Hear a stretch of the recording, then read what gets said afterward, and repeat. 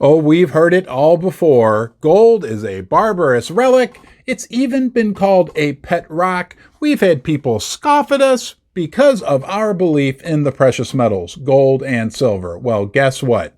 The World Gold Council just put out their new numbers, and yet again in August, the world central banks were net buyers of gold for the month of August.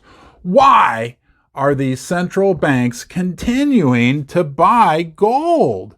Why? And who is buying it? I want to share all that information with you and more right now.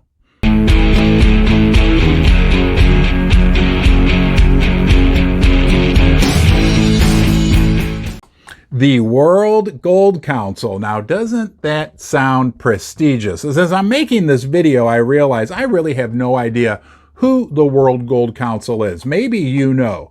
Who funds the World Gold Council? Are they funded by mining companies, by world central banks, by nations? I don't know. But nonetheless, they reported that in the month of August, 20 tons of gold were purchased by the world central banks. At the top of the list, we have Turkey.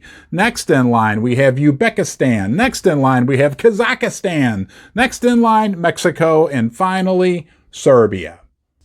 Wherever in the world you are, I appreciate you joining me today. I don't care if your central bank bought gold or not. You're always welcome here. We'll get through this together. I put out new content every day. If you enjoy my videos, please subscribe right here. Turn on the bell notifications. Don't forget to share the video and leave a comment in the comment section below. I love to hear from everybody. We learn from each other and we get to know you. Now let's get back to the video. We're going to have a discussion as to why these countries bought gold and what it means. But it's interesting to note that there were no sellers of gold. No material amount of gold was sold by any central bank during the month of August. It's kind of like the silver market. When I call my local coin shop, they say, all we have are people buying silver and almost nobody is selling. There was no data available from Qatar, although we know that in July, a month previous, they had bought a whopping 15 tons of gold. People also were surprised that India did not buy any gold during the month of August. However, they didn't sell any either. Maybe just a temporary slowdown because we know that India is set to import a record whopping, unbelievable, crazy amount of silver this year. They're on track to bring in at least 260 million ounces of silver. So maybe there was just no room left on all the ships bringing all the silver there to stack a little gold on top. We'll see how India's gold purchases play out throughout the rest of the year. And how does it make us feel when we hear that this year, 2022, will mark 12 consecutive years of net gold purchases by central banks?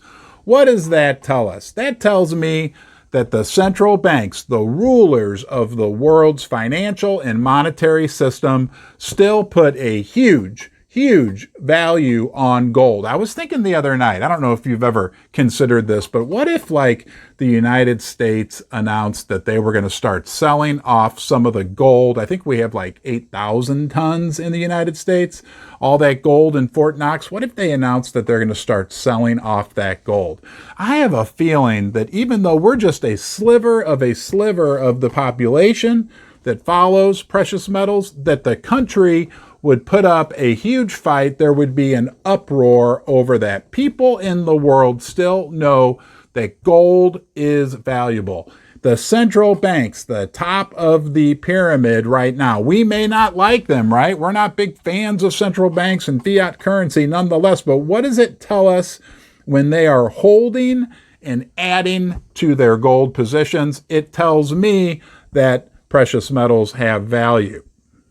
And haven't we been around long enough to realize that actions speak louder than words? And when we look at the actions of the central banks holding and buying gold, we don't really care what they want to say about their fiat currencies and interest rates and all that. At the end of the day, they're holding the gold. Hey, I appreciate you joining me here in Ron's Basement. You know that you're always welcome here. We'll get through this together. These are some choppy waters we're in when it comes to world economics, the world geopolitical situation. I'll be here for you every day, and I'll look forward to seeing you again soon. If you enjoy my content, you can watch another video right here. Until next time, yes, there is only one you be well.